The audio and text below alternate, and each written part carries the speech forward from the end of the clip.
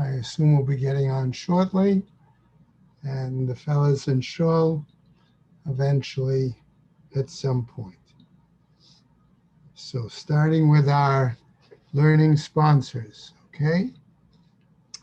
A Year of Learning by Sue and Arnie Gerlich in memory of Malka Pearl Mann and Philip Mann, in memory of their family murdered in the Holocaust.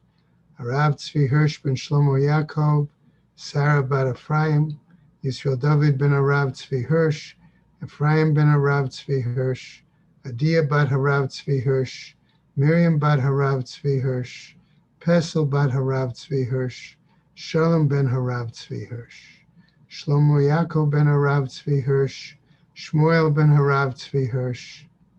Shall share her children and grandchildren in memory of her uncle, founding member of BRS, Dr. Israel Brook, excuse me, Yisrael ben Harav Akiva. Marcia Federbush and family, in memory of her husband, Dr. Uriel Paul Federbush, Uriel Pinchas ben Harav Shimon. Sharon and Fred Lisker, their family and many friends.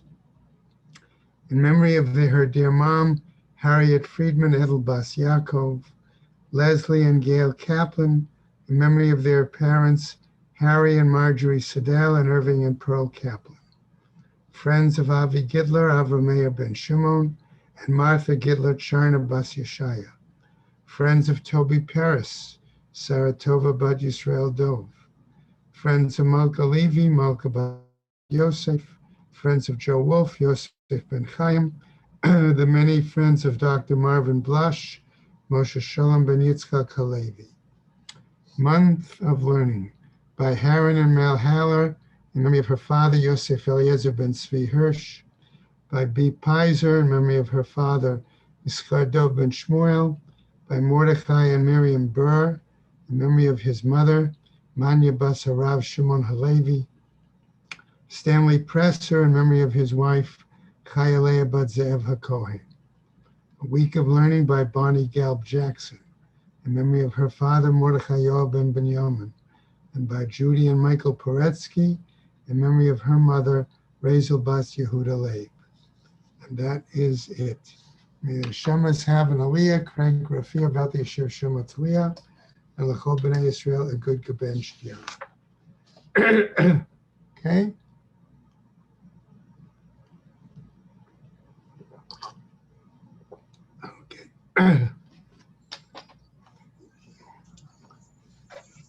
If we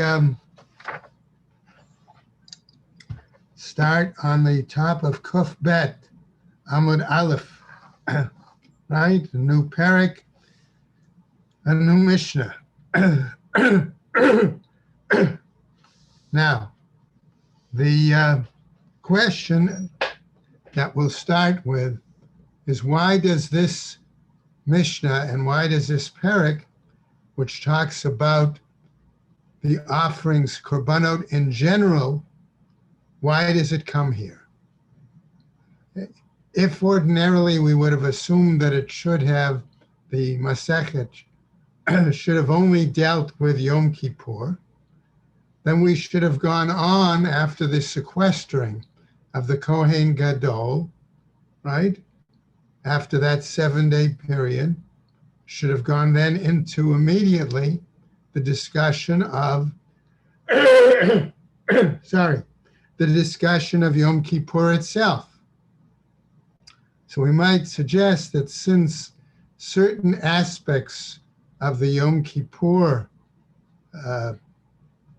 avoda are common to other aspects of the everyday avoda, this sidebar, if you will, about aspects of everyday avoda is now brought here by the editors of the Gemara. Okay, that's the best possible example we could give, and therefore it wants to make some connections, since it said also in the previous parak that the Kohen Gadol could choose at whatever parts of the offerings that he wanted, or could take part in any aspect of the Seder Avoda on a normal day, that could be another reason that we go in to discuss what the Seder Avoda is. Okay, so those possible explanations lead us to, as an introduction, let's say, into Perek Sheni. Right? All right. Barishona kol mi sherotzeh litrom et hamizbeach torem, says the Mishnah. Originally, any of the Kohanim who wanted to carry out one of the first acts in the morning, namely Trumat Hadeshin, the removal of the ashes, okay, could come to the Mizbeach and do so. They would then remove the ashes. Ubisman shehein merubin, and if there were many Kohanim, Ratzin va'olin b'keves, they would run and go up the ramp. Kol hakodem et chavero, ba'ar ba'amot, whoever was in the lead, let's say, at least 4 cubits closer, right? Zacheh, that was the person who was privileged to do Trumat Hadeshin. Ve'im hayu shnehen shavim, and if 2 of them were equal, hamemuneh, the Kohen who was in charge, the one appointed, okay, Omer lahen hitzbiu, he would tell these 2 individuals to raise their finger, put their finger in the air. Okay? Umahen motzi'in, and what then they would find, right? Echat o shtayim, would they do 1 or 2? Ve'ein motzi'in agodel b'mikdash. In other words, one would not put up their thumb for that finger vote, but either the pointer finger or the middle finger. Okay? Why not the thumb? Perhaps the Gemara will explain that to us at some point. If not, I have a suggestion. Okay? So the Mishnah continues.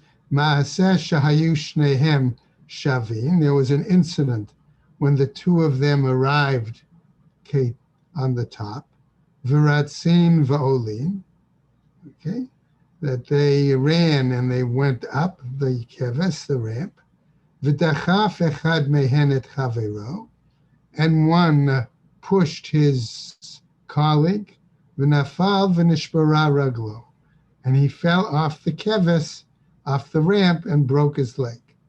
Okay, our scroll does have a small diagram or map of what was the height, okay, then from that point, right? And it was considerable, okay? If you figure that a cubit is about 1.5 feet, and you're talking certain height for each section of the Mizbeach, you're talking a pretty decent height, okay? V'kevan shera'u beit din sheba'im lidei sakana, and says the Mishnah, since the Beit Din saw that this resulted in danger, hitkinu shelo yiyu tormin at the Mizbeach el b'payis, that they made a decision that one would not remove the ash unless it was done by means of a lottery. And the Mishnah then adds, Arba paisot hayusham v'zeh hapayis harishon, that there were actually 4 lotteries done, okay, and that for the purpose of Trumat Hadeshin, removal of the ashes was the first one. So the Gemara picks up and wants to clarify. V'hame ikara, but about originally, okay? In other words, why not at the outset did the rabbis not have require a lottery? Mai tama lo takinu la rabbanan paisa. What reason was it that the rabbis did not establish a lottery? Me'ikara, from initially. Savur, it was thought, kevan de avodat lailahi, that perhaps because this was considered work at the end of the second tamid, right? It was evening work, nighttime work, right? Lo chashiva laho. It wasn't significant for the Kohanim. Velo atu, and therefore they didn't come. Kevan de chazu, de ka'atu, va'atu lidei sakana. Since they saw that they did begin to come, and not only that, but it resulted in danger, takinu la paisa. They established then this lottery. But the Gemara now questions this explanation. V'harei aivarim u'pdarim. But what about the limbs and the fats? The avodat lailahi. Those are also work that were done at night, okay, after the evening tamid. V'takinu la rabbanan paisa. And there the rabbis did establish a lottery. Sof avoda the yamamahi. No, that was, says the answer, that was considered the end of the daytime worship, daytime offerings. Hi, okay, but Trumat Hadeshen, nami tchilat avodat diyamamahi. But one could argue that that also is the beginning of the daytime avoda, the daytime worship. Because the very first thing that had to be done, remember, was the removal of the ashes, right? Before one could begin the process for the morning tamid. The Amar Rabbi Yochanan, as was said by Rabbi Yochanan, Kidesh Yadav the Trumat Hadeshen, one who washed his hands for the removal of the ashes. Lemachar, okay, later that day, or for the next day, Ein Sarich Lekadesh, he did not need to wash his hands again. Shekvar Kidesh Mitchilat Avodah, because he already sanctified, washed his hands as part of the beginning of the worship. So in other words, at least in that case, Rabbi Yochanan felt that the Trumat Hadeshen was part of the day, early morning worship, and not, so to speak, a final act from the night before. Now, Ema, sorry, I may say, therefore, Shekvar Kidesh Mitchila la'avodah. I therefore might say that therefore that implied that he already sanctified his hands at the outset of the worship. Ikeda Amre, and there are others who say, Me'ikara Savor, that initially he was of the opinion, Kevan de Ika Ones Shena, that because perhaps there is this onus of sleep, okay, this impending problem with sleep, lo atu, maybe that was the reason they didn't come, because they had to get up early. Kevan de chazu da atu, but since they saw that they came, v'ka'atu nami lidei sakana, and as they came, this could also result in impending danger. Takinu la Rabbanan Paisa. Therefore, the rabbis enacted a lottery. V'harei evarim uktarim de'ika ones shena.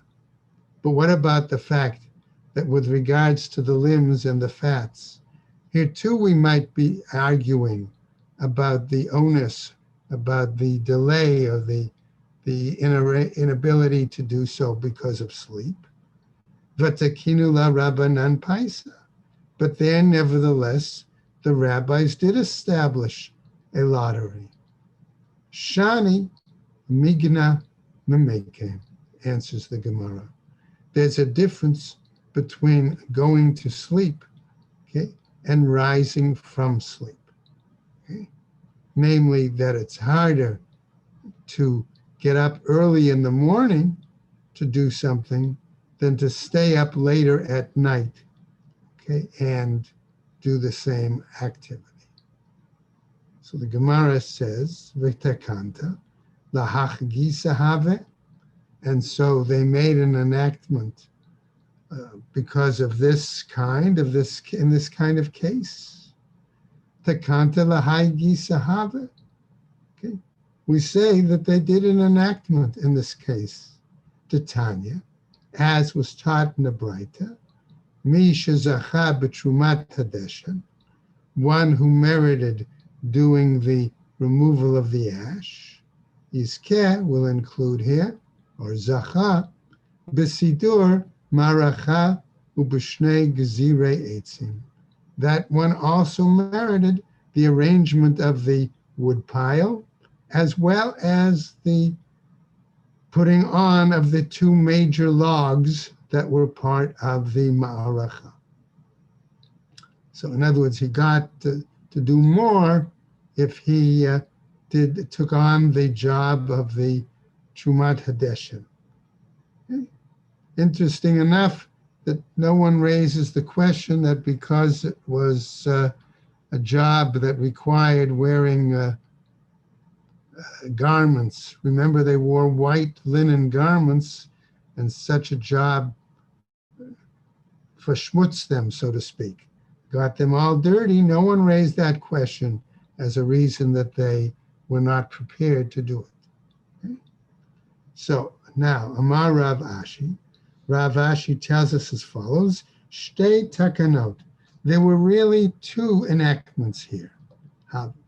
Me'ikara savor lo atu. Originally, they were of the opinion that they weren't going to come. Kevan dechazu deka'atu. Va'atu nami lidei sakana. Since they saw that they did come, and that in their coming it resulted in impending danger, takinu lav paisa. They established a lottery. Kevan de takinu lav paisa. Since they established a lottery, lo atu, they didn't come. Amre, and so therefore why? Because the Kohanim themselves could have thought or said to themselves, Mi yemar de mitramelan, who says that even if I go, that they're going to give me the honor of doing the Trimas Hadeshen. Hadar takinu laho mi shezacha b'trumat Hadeshen yizkeh b'sidur maracha u'b'shnei gzirei eitzim. Therefore, argues Rav Ashi, they made a second takana, which was whoever merited doing the Trumat Hadeshen, the removal of the ash, that person would also benefit by having the right to participate in setting up the maracha, the wood pile arrangement, and the two major logs. Ki hechidinetu v'nefaisu. Why? Because they were willing to participate in the lottery, and that was the case. Okay, let's go now to a new piece from our Mishnah. Okay, as we continue 5 lines from the bottom of Kaf Bet Amud Aleph, right? Ubizman shehein merubin v'chuli, when they were many. Amar Rav Papa, says Rav Papa pshitali, this seems obvious to me. Arba amot, but it's said here that whoever was 4 amot closer. Now, what does it mean 4 amot? Da'ara? No. Do we mean 4 amot at the outset, near the ground level? That doesn't seem to be the case, because then the Mishnah said, Ratzin va'olin bekeves, that they ran and went up the ramp. That was what Tanan, that's what was taught in our Mishnah. Kamaita, maybe originally. Namilo, there too. That doesn't seem the case. Because again it said, Ratzin va'olin bekeves tana. Okay, that they ran and went up the ramp. That was what was taught. Vahadar kol hakodem et chavero. And then it teaches, it goes on and teach whoever was ahead of his colleague. The bene namilo. That maybe in either this case or that case, not at the outset, okay, on the ground level, and nor on the top. What are we talking about? The lo misaima milta. Okay. It seems then that the issue is not clarified. It's not clearly defined. Pshitali, the gabe mizbeach tana. It must be then obvious to me, says Rav Papa, that they're talking about whoever is closest on the top of the keves, closest to the actual altar. Okay? Now, one of the issues we have that we may have to deal with is remember that the top of the ramp did not come equal exactly to the top level of the Mizbeach, where the Kohanim had to, let's say, start their rounds. I'll put it that way. Now, we therefore say the following, by Rav Papa. So as a result, Rav Papa asks the following, Arba Amot Shamu, these same 4 cubits that we were talking about, Bahade Ama Yesod, okay? Are we talking about from the 1 Ama of the Yesod, of the base of the Mizbeach, V'Ama Sovev, and 1 Ama for the Sovev, the piece that went around? Is that what we're talking about? Oh, Predilma. Or perhaps as we go to Amud Beis, we find the following. Bar Ma'ama Yesod Va'ama Sovev. Or do we exclude the 1 Ama of the base and the 1 Ama of the Sovev, the area that goes around? Teku. We do not have an answer. Therefore, we go to our next section in the Mishnah. Va'im hayu shnehem shavim, and if the 2 of them, said our Mishnah, arrived, let's assume for the moment, at the top of the kevis at the same time, hamumane omer lehem hitzbiu. The one in charge said, put forth fingers for counting. Tana. And we were taught here what? Hotziu etzba'otechem. He told them to show their fingers. Leminyan, for a count. So the Gemara asks, V'nimnihu ledidho? So let him count them orally, verbally, for the 2 of them. Masayeh leila Rabbi Yitzchak. This is a support to the view of Rabbi Yitzchak. The Amar Rabbi Yitzchak, who said as follows, Asur limnot et Yisrael afilu ledavar mitzvah. That is forbidden to count any of the Jewish people, even for the purpose of a mitzvah. Tichtiv, why it's written, v'yifkidem babezek. Okay, citing a pasuk, okay, that he counted them with broken pieces, okay, with pieces of potsherds. Okay. Matkifla Rav Ashi. Rav Ashi challenged this, okay, and he said as follows, Mimai dahai bazak lishna demivzaku? On what basis do you say that this language of bazak, okay, is language that reflects something that's broken? Vidilma shema dematahu. Right? Perhaps bezak really refers to something else. Maybe it refers to a town, for example. Kedichtiv, like we have in another pasuk that says, "V'yimtze'ehu Adonai Bezek," that they found Adonai Bezek. Okay, Ela mehacha. But rather we have to derive it from this pasuk. Vayishma Shaul et ha'am v'yifkedem b'tlaim. Namely, and Saul summoned the people, and he counted them using sheep. Okay. Amar Rabbi Eliezer. So Rabbi Elazar, says, Kol hamoneh et Yisrael over balav. Whoever counts the Jewish people is subject to transgressing a negative prohibition. Okay. Why? Based on the pasuk as follows: V'hayam mispar b'nei Yisrael kechol hayam asher lo yimad. Okay, as found in Hosea, that the Jewish people should number such that they're not able to be counted. Rav Nachman bar Yitzchak Amar. He said, however, the following: Over b'shnei lavin, that this person transgresses two persons. Two. Hold on a second. Michael, can I call you back? Miriam.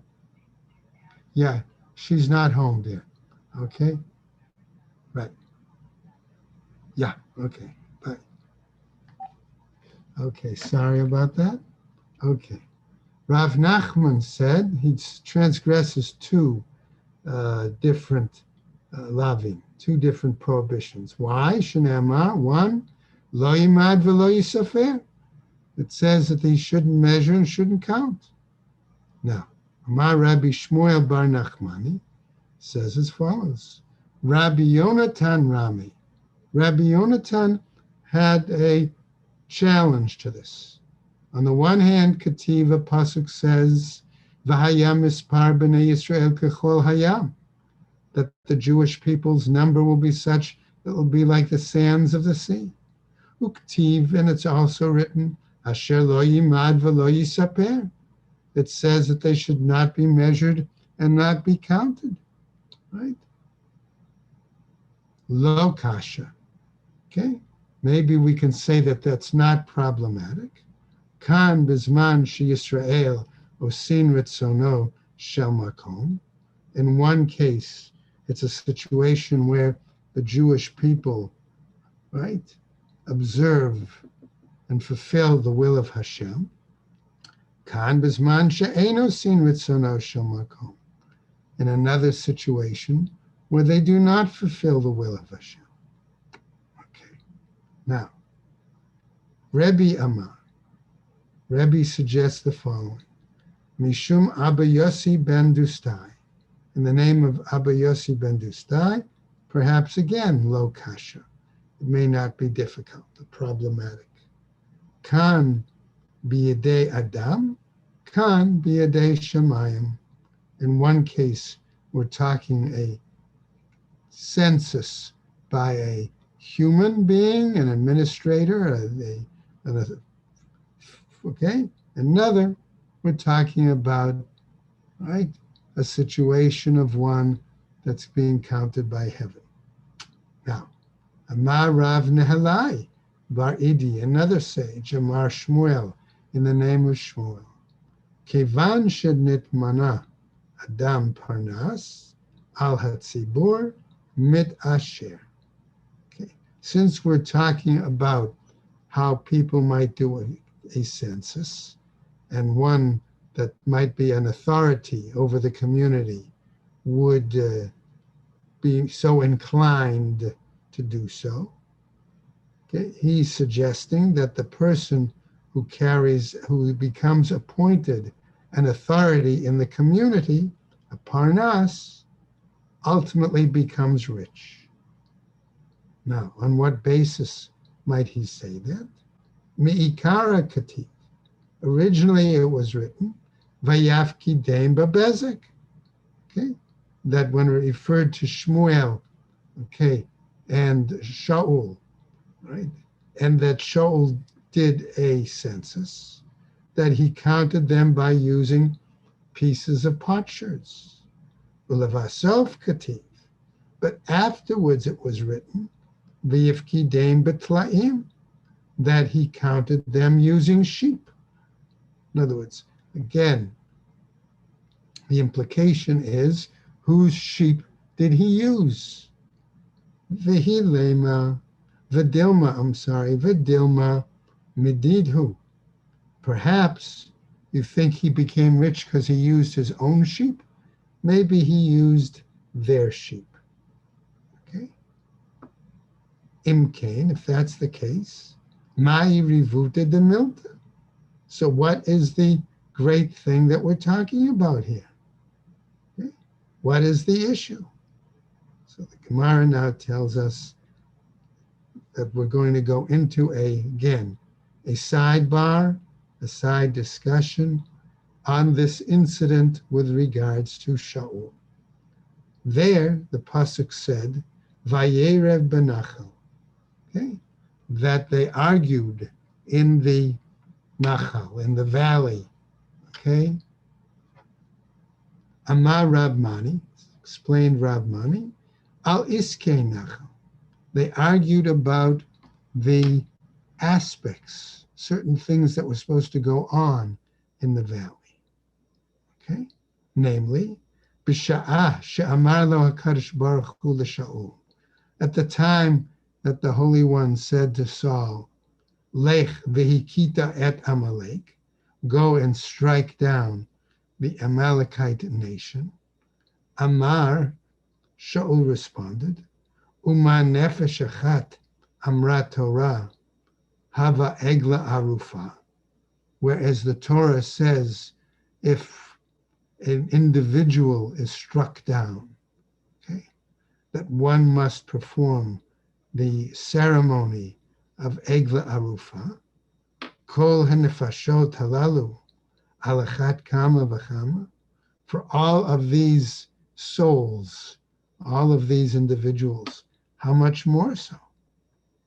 Ve'im adah chata, okay, and if a person sins, okay, v'hama ma chata, okay, so he says there,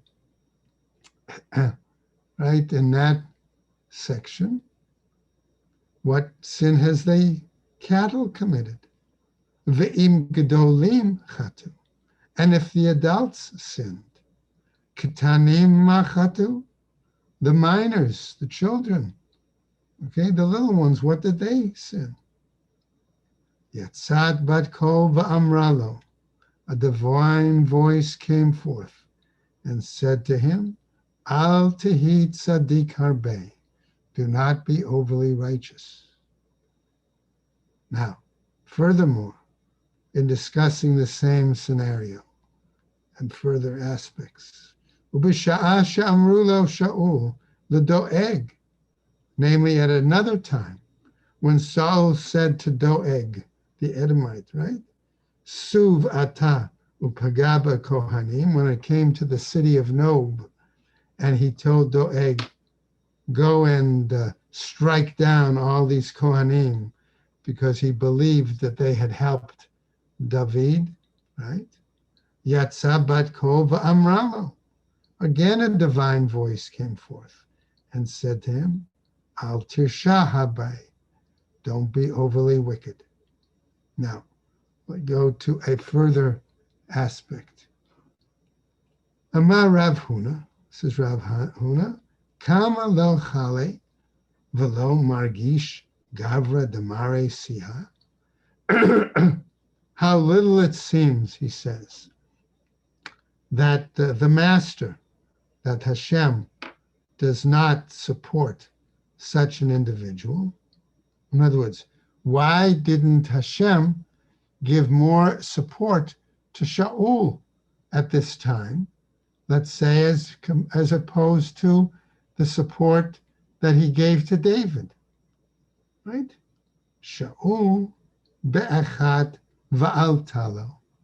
So, as far as Saul was concerned, he was one, in other words, he committed one major sin and therefore ultimately was removed. David b'shtayim v'lo altalo. David committed at least two major sins, and yet Hashem didn't remove him from the monarchy. Sha'u be'achat ma'ihi. With regards to Saul, when you say he committed one major sin, what was it? Ma'aseh Agag. That was the incident with Agag the Amalekite, that he did not fulfill Hashem's requirement. V'ha'ika ma'aseh denov, ir ha'kohanim. But what about the fact, says the Gemara, that there was also the incident in regards to Nov, the city of the Kohanim? Ama'aseh Agag kativ. In regards to the incident with Agag, though, a pasuk is written, Nichamti ki himlachti et Shaul lamelech. That Hashem specifically says that I regretted that I enthroned Saul as king. So what about David? David b'shtayim ma'ininu. David committed two major sins. What about those? The Uriah, Uda Hasata. One was regarding Uriah the Hittite, and the other was regarding an incitement for a census. V'ha'ikanami ma'aseh Bathsheba. But what about the incident, regarding Bathsheba? Mara answers, Hatam aparu minei. There he was punished specifically, regarding himself. Dichtiv, why? Because a pasuk tells us, Ve'et hakivsa yishalem arba'atayim, that for this lamb he will be paid back fourfold, namely Yeled, the child, the miscarriage that Bathsheba had initially, Amnon, his son Amnon, who was killed, right? Tamar, who was raped, right? Avshalom, and Avshalom, who had killed Amnon, and then he himself also was killed. Hatam, the Gemara argues there in regarding to the issue of census. Nami aparu minei. There also he was punished himself. Right? Dichtiv. Why? Because a pasuk says, Vayitain Hashem dever ba'am min haboker bi'ad et moed. That the entire nation was punished with pestilence. Okay? The entire time period. So the Gemara argues, Hatam lo aparu megufe. There, in that case, he wasn't punished in and of himself. Hatam nami lo aparu megufe. There also he wasn't punished himself. Le'aye, not so, says the Gemara. Aparu megufe, he was punished himself. The Amar Rav Yehuda Amar Rav, as cited by Rav Yehuda in the name of Rav, Shisha Chodashim Nitztara David. For 6 months, David was struck with Tzoraat, Upirshu Himenu Sanhedrin, and the Sanhedrin separated from him. This Nistalek Himenu Shechina, and the divine presence distanced itself from him. Dichtiv, because it's written, Yashuvu li yerecha v'yodei edotecha. Okay, another pasuk citing that they will come, that he prayed that they should return those who fear and know. Okay. Uktiv, and it's also written, Hashiva li sason yishecha, that he should be returned to him the joy of that benefit, of that redeeming message. V'ha'amar Rav, and did not Rav say also, Kibel David Lashon Hara? What about the fact that another sin that David did could have been that he accepted and believed in Lashon Hara, okay, in false language, in lying, in falsehood. Kishmuel the Amar lo kibel David Lashon Hara. We might say, however, like the view of Shmuel, that maybe David did not truly accept the negative language. It was in regards to Mephibosheth, as we're going to see in a moment. Sorry. Ularav Nami. And even according to Rav, who does say, Kibel David Lashon Hara, that David accepted the Lashon Hara, the falsehood. Ha'ipar umine. Here too, he was punished himself, his own body. Da Amar Rav Yehuda Amar Rav, as said by Rav Yehuda in the name of Rav, the following.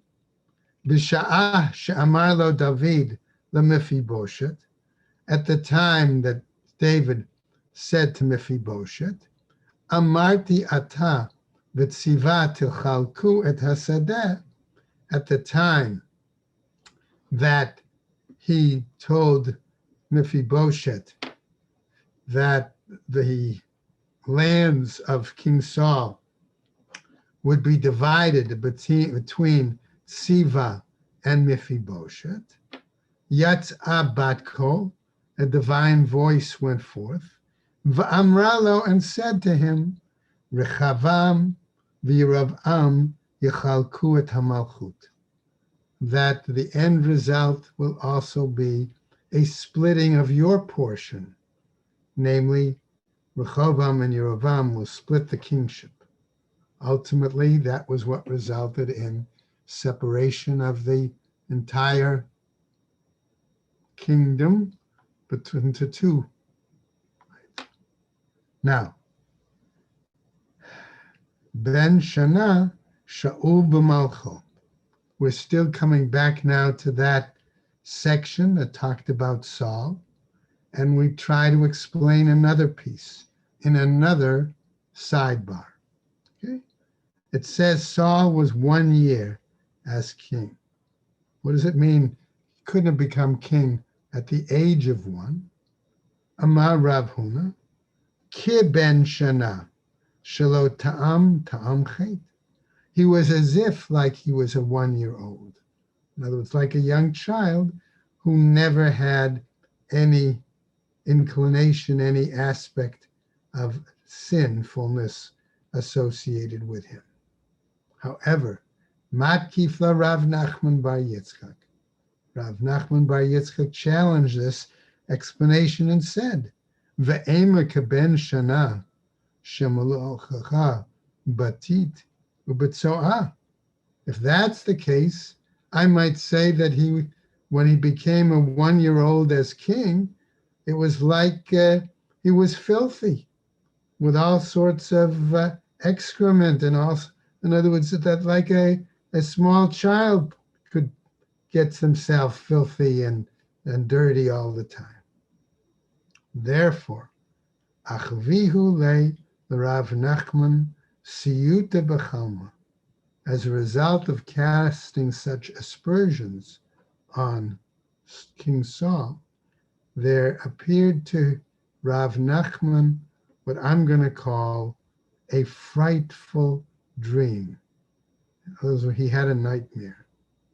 Amar ne'eneti lechem atzmot Shaul ben Kish. Basically, he apologized to the vision in the nightmare. Okay? To the bones of Saul, went to the grave, apologized to the bones of Saul, son of Kish. Next night, Hadar chaza siyuta bechalme. Again, he saw something frightful, dreadful in his dream, a nightmare. Amar ne'aneti lechem atzmot Shaul ben Kish melech Yisrael. He then went again to the grave of Saul and begged forgiveness once more. Okay? To the bones of Saul, who was the king of Israel. Okay. Let's go on. Amar Rav Yehuda Amar Shmuel. Rav Yehuda is saying in the name of Shmuel, Mipnei ma lo nimshecha malchut beit Shaul. On what basis was it that the reign of Saul did not extend a long time? Mipnei shelo haya bo shum dofi. Okay? Because there was no flaw in it, in his ancestry. Da Amar, okay, Rabbi Yochanan, as Rabbi Yochanan said, Mishum Rabbi Shimon ben Yehotzadik, Ein ma'amidin parnas al hatzibor, ela im kain kupash shel shratzim, tluya lo me'acharav. We do not appoint somebody in a position of authority over the community unless, okay, there are, direct translation, all sorts of creeping creatures hanging from his back. Okay, what we might use we say that he has a skeleton in his closet, right? We use that expression, okay? In other words, something that shows questionable background, right? She'im tazuach da'ato alav, that if he becomes too haughty, too attempts to become too powerful, omrim lo chazor la'acharayich. We tell him, look at your background, okay? In other words, remember where you came from. So, okay, and the parallel would be, David did have, in some cases, a questionable background, given the situation with, okay, his own past. Right? Okay. Amar Rav, mepnei ma ne'ena Shaul. Okay. On what basis was Saul punished? Right? Saul was punished. Mepnei shemachal al kvodo, because he gave up his own respect, self-respect, his glory in terms of his role as king. Shnema, as it says, uvanei Belial amru, ma yoshi'enu zeh v'yivavzuhu v'lo hiviu lo mincha v'hi kemecharesh. Okay, that the people who were worthless, okay, said about Saul, how can this individual come and save us? And they belittled him, okay, did not bring him any gifts, and he was silent, right? He did not stand up for himself. Uktiv, and then it's written, Vaya'al nachash ha'amoni, vayichen al yavesh gilad v'gomer. Okay, and then we have another pasuk, right? That, okay, basically tells us the Nachash, the Ammonite came and encamped against Yavesh Gilad. In other words, no sooner had Saul become king that he was embroiled in a war. Okay? Va'amar Rabbi Yochanan, Mishum Rabbi Shimon ben Yehotzadak. And what did Rabbi Shimon ben Yehotzadak say? Kol Talmid Chacham, any sage, he says, okay, she'eno nokem v'noter kinachash, that does not avenge himself and retain his anger, eino talmid chacham, is not a true scholar. Okay? So the implication, it would seem, at this point where we're going to stop, is that it's all right for scholars to hold a grudge. But the Gemara is going to challenge that, as we see in just a second. V'haktiv lo takom v'lo titor. Isn't it written that you shouldn't take vengeance, shouldn't hold grudges? Hahu b'mamon, says the Gemara. That's in regarding to monetary affairs. Okay? And then the Gemara is going to continue, hu dichtiv, as it's written elsewhere, the Tanya, as Tatna Braita, ezuhu nikima, ezuhu natira. What is an example of revenge, and what is an example of holding a grudge? And that's where we'll pick up tomorrow, okay, with a piece of Agadata to try to clarify that example, that distinction between the two. Okay, so we'll stop there. Everybody have a good day. Take care and stay well, everybody. Thank Have a you. good Have a day. good day. Thank you very much, everyone.